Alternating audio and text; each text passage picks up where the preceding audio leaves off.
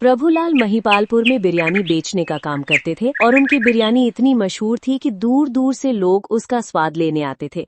वो अपने ग्राहकों से बिल्कुल दोस्तों जैसा व्यवहार करते थे। किसी की प्लेट में ज्यादा रायता डाल देते तो किसी की पसंद के हिसाब से मसाला कम ज्यादा कर देते। अरे प्रभुलाल भाई, आज तो फिर से बहुत भीड़ है। हाँ भाई, ये सब आपकी दुआओं का असर है। जरा सा इंतजार करिए, बस फिर आपके लिए एक प्लेट बिरयानी तैयार करता हूँ। अरे भाई साहब, इनके यहाँ हमेशा ही भीड़ रहती है। इतनी लजीज बिरयानी जो बनाते हैं। अरे चुप रहो महेंद्र, फालतू की तारीफ मत करो। अरे ये भीड़ बता रही है कि मेरी तारीफ फालतू है या नहीं। इतने में प्रभुलाल के बेटे जय और वीर वहां आ गए। वीर ने देखा कि ग्राहक बिरयानी के लिए चिल्ला रहे हैं, तो वो गुस्से से उनको डांटने लगा। अरे इतना शोर क्यों मचा रखा है? थोड़ा शांति से खड़े रहो, वरना भगा दूंगा सबको। वीर बेटा, ग्राहकों के बिना हमारा काम नहीं चलेगा। याद रखो, ग्राहक भगवान होते हैं। हमें उनके साथ आदर और धैर्य से पेश आना चाहिए। हाँ छोटे, थोड़ा शांत रहना सीता। अच्छा ठीक है। उस समय तो वीर ने सिर झुकाकर प्रभुलाल की बात मान ली, लेकिन उसकी यही आदत थी कि वो किसी से तमीज से बात नहीं करता था। शाम को सब घर पहुंचे और जय ने अपनी पत्नी नेहा को वीर की गुस्से वाली बात बताई। अरे वीर, इतना गुस्सा क्यों दिखाते हो? तुम्हें देखकर तो लगता है तुम्हारे भीतर कोई शेर बैठा है। अरे भाभी, मैं तो बस शांति बनाए रखने की कोशिश कर रहा था। वीर, तुम्हारी शांति बनाए रखने की कोशिश से तो मुझे डर लगता है। ऐसा न हो कि कल को तुम सबको भगाकर खुद ही बिरयानी खाने लगो। जय की बात सुनकर सब हंस पड़े। पिताजी, आपने कभी सोचा है कि अगर वीर ठेला संभालेगा तो सब ग्राहक भाग जाएंगे? हम सबको नया बिजनेस सोचना पड़ेगा। अरे बेटा, तुम भी ना, वीर को थोड़ा समय दो, वो भी सीख जाएगा। अचानक इसी हंसी मजाक के माहौल के बीच प्रभुलाल की तबीयत बिगड़ने लगी। उनका चेहरा पीला पड़ गया। जय और वीर ने उन्हें सहारा दिया। पिताजी, क्या हुआ? आप ठीक तो होला? बेटा, अचानक से दिल में दर्द हो रहा है। भाई, हमें डॉक्टर को बुलाना चाहिए। पिताजी, पानी पी लीजिए, हम डॉक्टर को बुलाते हैं। जय ने फौरन डॉक्टर को बुलाया। थोड़ी ही देर में डॉक्टर वहां पहुंच गए। डॉक्टर ने प्रभुलाल की जांच की और बताया, प्रभुलाल जी, आपको मिनी हार्ट अटैक आया है। आपको तुरंत अस्पताल में भर्ती होना पड़ेगा। नहीं डॉक्टर साहब, मैं अस्पताल नहीं जाऊंगा। मुझे अपने घर पर ही आराम करने दीजिए। ऐसे छोटे मोटे अटैक मेरा कुछ नहीं बिगाड़ सकते। पिताजी, डॉक्टर की बात मानिए ना। बेटा, मैं ठीक हूँ, मुझे बस थोड़ा आराम चाहिए। उसी रात प्रभुलाल ने जय और वीर को अपने पास बुलाया। उनकी तबीयत अब भी खराब थी, लेकिन उन्होंने हिम्मत जुटाकर एक महत्वपूर्ण बात बताई। बेटा, अब मेरे बाद इस काम को तुम दोनों को ही संभालना है। मेरी एक आखिरी इच्छा है कि मेरी बिरयानी की खास रेसिपी तुम्हारे हाथों में ही रहे। पिताजी, आप ऐसा क्यों कह रहे हैं? आपको कुछ नहीं होगा। बेटा, मेरी भी बात सुनो। मेरे जाने के बाद मेरे लॉकर से बिरयानी की वो खास रेसिपी निकाल लेना और इस काम को आगे बढ़ाना। मेरा नाम और काम कभी खत्म नहीं होना चाहिए। अगली सुबह जब सब जागे तो देखा कि प्रभुलाल का देहांत हो चुका है। वो शांति से इस दुनिया को अलविदा कह चुके थे।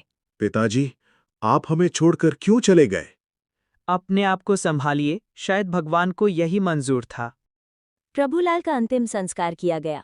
उनके परिवार के साथ साथ उनके ग्राहक भी बहुत दुखी थे और इसी वजह से उनके अंतिम संस्कार में बहुत भीड़ इकट्ठा हो गई थी। फिर अंतिम संस्कार के बाद जय ने अपने पिता की आखिरी इच्छा पूरी करने का फैसला किया। छोटे, अब हमें पिताजी की रेसिपी निकालनी चाहिए। ये उनका सपना था कि हम इस काम को आगे बढ़ाएं। ठीक है भैया, चलो देखते हैं। जय ने लॉकर खोला, लेकिन ये क्या, लॉकर तो खाली पड़ा था। ये देखकर जय हैरान रह गया। भैया, मैंने पहले ही वो रेसिपी निकाल ली थी। अब मैं इस बिजनेस को अकेले संभालूंगा। मुझे नहीं लगता कि हमें इस काम को साथ में करना चाहिए। वीर, तुम ये क्या कह रहे हो? ये पिताजी का सपना था कि हम दोनों साथ मिलकर इस काम को आगे बढ़ाएं। ओ भैया, अब ये रेसिपी मेरी है, समझे? मैं इस बिजनेस को अकेले संभालूंगा और सारे पैसे भी अकेले ही कमाऊंगा। वीर, तुम बहुत बड़ी गलती कर रहे हो। पिताजी ने तुम दोनों को मिलकर काम करने को कहा था। मुझे किसी के सलाह की जरूरत नहीं है, समझी? अब मैं अपने तरीके से काम करूंगा। जय और वीर के बीच काफी बहस हुई और अंत में वीर ने जय को धक्का दिया और रेसिपी लेकर वहां से चला गया। उसने अलग रहना शुरू कर दिया और प्रभुलाल की दुकान में ही बिरयानी बेचने लगा। लोग वीर और जय के बीच हुए इस झगड़े से हैरान थे। क्या तुमने सुना? वीर और जय के बीच झगड़ा हो गया है। अब वीर अकेले ही बिजनेस चला रहा है। जय ने बिना रेसिपी के ही अपने पिता की इच्छा पूरी करने का फैसला किया और एक नई दुकान खोली। हालांकि उसके पास ग्राहक नहीं आ रहे थे, क्योंकि असली रेसिपी तो वीर के पास थी। पिताजी, मैं आपकी आखिरी इच्छा पूरी करने की कोशिश कर रहा हूं, लेकिन ग्राहक नहीं आ रहे। मैं क्या करूं? जय, मुझे तुम्हारी इन हालातों का दुख है, पर क्या कर सकते हैं। पर मैं ये कह सकता हूं कि आज तुम्हारे पिताजी होते तो तुम पर गर्व करते। महेंद्र अंकल, क्या आप वीर से बात कर सकते हैं? उसे समझाइए कि हम दोनों को साथ में काम करना चाहिए। अब ठीक है, मैं उससे बात करूंगा। महेंद्र ने वीर से बात की, लेकिन वीर मानने को तैयार नहीं था। वीर, जय के साथ मिलकर काम करो। ये तुम्हारे पिताजी की इच्छा थी। ऐसे सब अकेले हड़प लेना सही नहीं है। अरे फालतू ज्ञान मत दो अंकल, समझ रहे हो? जाओ यहाँ से, काम के समय दिमाग हटा रहे हो। महेंद्र समझ गया कि वीर किसी की सुनने वाला नहीं है। वीर की दुकान पर ग्राहकों की भीड़ लगी हुई थी, लेकिन उसका बर्ताव खराब होता जा रहा था। वो ग्राहकों से बहुत भद्दे और अभद्र तरीके से पेश आ रहा था। अरे भाई साहब, थोड़ा रायता और डाल दीजिए। खाने आए हो तो चुपचाप खाओ ना, वरना यहाँ से दफा हो जाओ। ऐसा क्यों बोल रहे हो? हम तो पैसे देकर खा रहे हैं भाई। पैसे देकर खा रहे हो इसका मतलब ये नहीं है कि तुम राजा होगे। एक शब्द और बोला तो थप्पड़ बजा दूंगा, बता रहा हूँ। भाई, इसमें मसाला कम है, थोड़ा और डाल दो। मसाला चाहिए तो घर से लाके डाल दो ना। यहाँ कोई तुम्हारे नौकर नहीं लगे हुए कि तुम्हारी हर फरमाइश पूरी हो। ग्राहक वीर के व्यवहार से तंग आ चुके थे, लेकिन बिरयानी की लत के कारण मजबूर होकर वही खा रहे थे। यार, ये वीर तो पागल हो गया है। ऐसे बिरयानी खाने का क्या फायदा जब इज्जत ही नहीं रह गई। हाँ, पर क्या करें यार, इसकी बिरयानी का स्वाद ही ऐसा है कि छोड़ नहीं सकते। तुम लोग प्रभुलाल के बड़े बेटे जय की बिरयानी भी खा सकते हो। अरे पर प्रभुलाल की बिरयानी की असली रेसिपी तो वीर के पास है। हाँ, वो बात सही है, पर बिरयानी तो जय को भी बनानी आती है। एक बार खाकर तो देखो। और सबसे अहम बात तो ये है कि उसके पास तुम्हें बिरयानी के लिए इंतजार नहीं करना और ना ही अपनी बेइज्जती करानी पड़ेगी। हाँ हाँ, वैसे बात तो सही है। कुछ लोग जय की दुकान पर पहुंचते हैं। अरे भाई, सुना है तुम्हारे यहाँ भी बिरयानी मिलती है? हाँ बिल्कुल, आइए बैठिए। यहाँ आपको अच्छा खाना और अच्छी सेवा मिलेगी। ये सुनकर अच्छा लगा। उस वेटर के व्यवहार से तो हम तंग आ चुके भैया। ये लीजिए, खाकर बताइए कैसी है।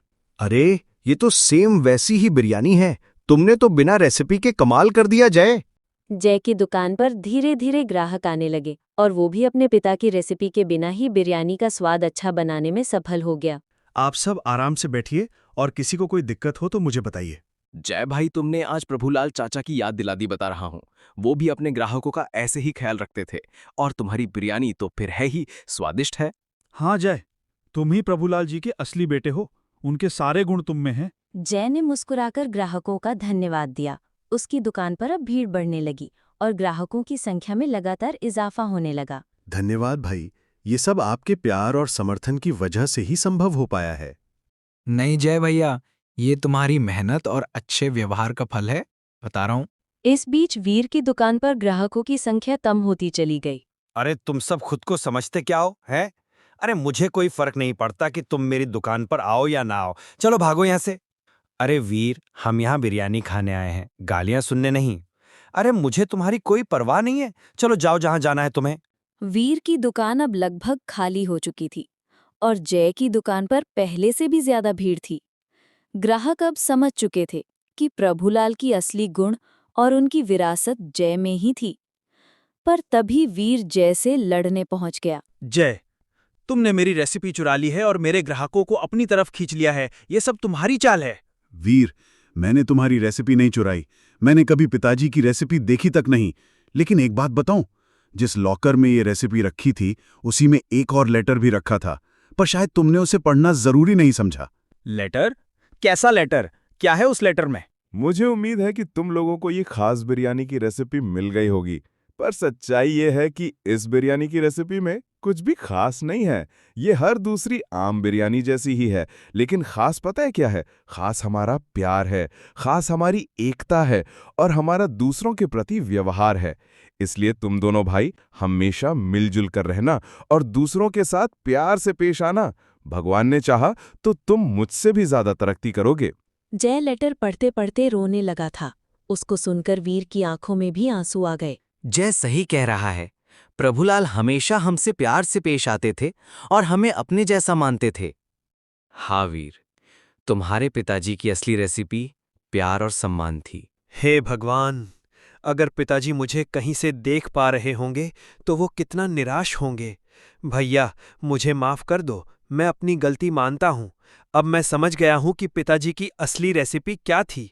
चलो, अब हम मिलकर इस काम को आगे बढ़ाते हैं। जय ने वीर को गले लगा लिया और दोनों भाइयों ने मिलकर काम करने का वादा किया।